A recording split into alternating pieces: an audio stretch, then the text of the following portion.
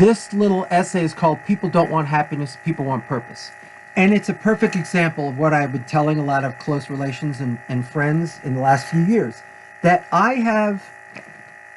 have developed concepts, ideas, and terminology that I've been working on since I was a teenager back in the 70s. Since then, every so often, I see the general culture discovering these ideas. The point is that these people have discovered ideas that I first discovered decades before they discovered it. So it's taken this long for the culture to catch up with me, and that shows how far ahead I am from intellectual culture on the planet today. The point being, what is the point? I'm sorry, I lost my train of thought. The most important point is that these are general culture catching up to me with terms and ideas is just a tiny fraction of the ideas and terms I've been working on. A perfect example is I discovered and became enamored of Nietzsche when I was 13, which was 1974. Since then, among hundreds of other thinkers and writers, I've been working through his issues and some of his concepts and applying them to society as a whole or to individual members of society. One of the big ones is ressentiment. This is a key concept for understanding what's going on in America and Europe today.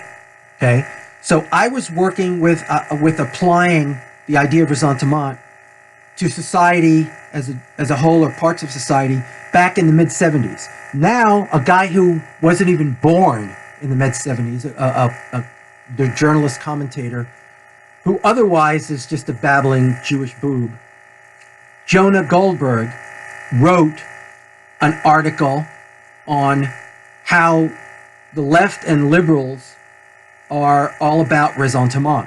So it took this guy 40-something years to catch up with ideas that I've been working with for all those decades. Okay, so this is called People Don't Want Happiness, People Want Purpose. And this is a quote from Nietzsche.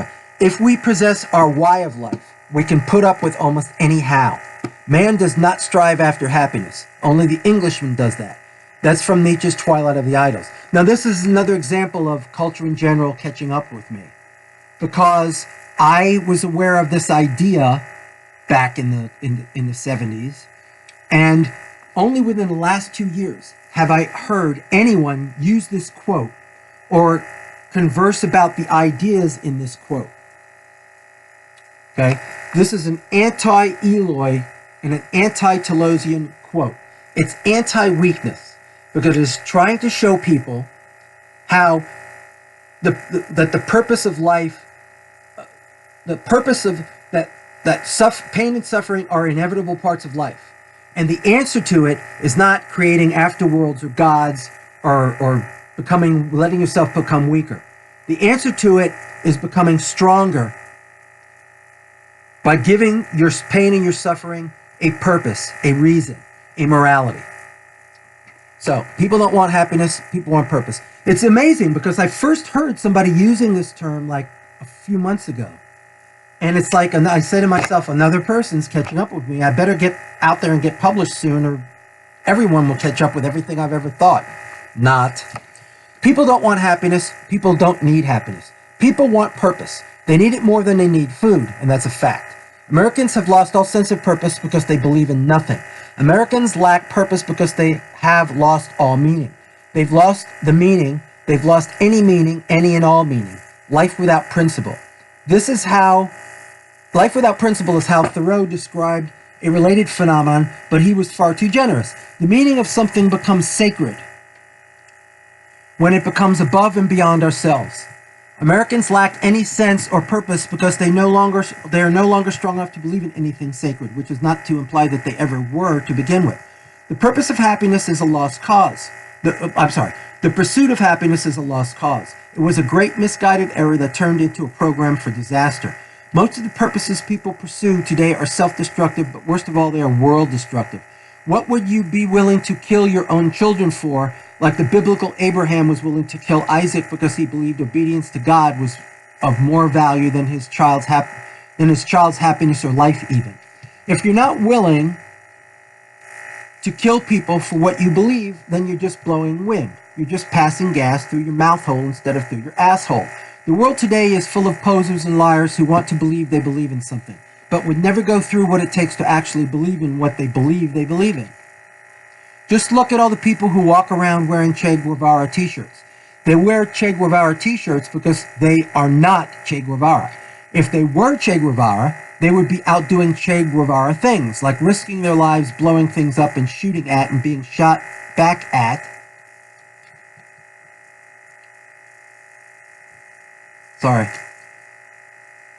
being shot at back their oppressors.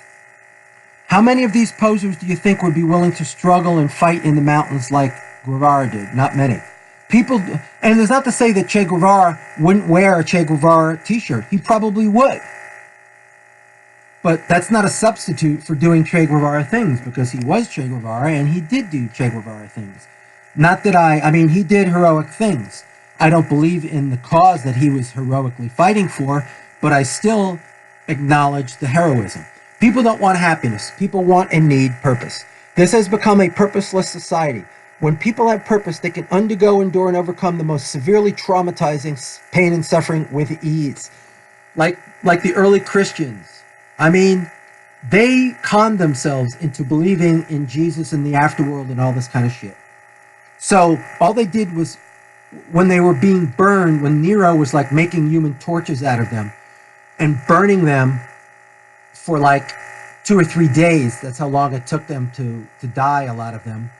All they were thinking about is the world to come after this pain and suffering is over.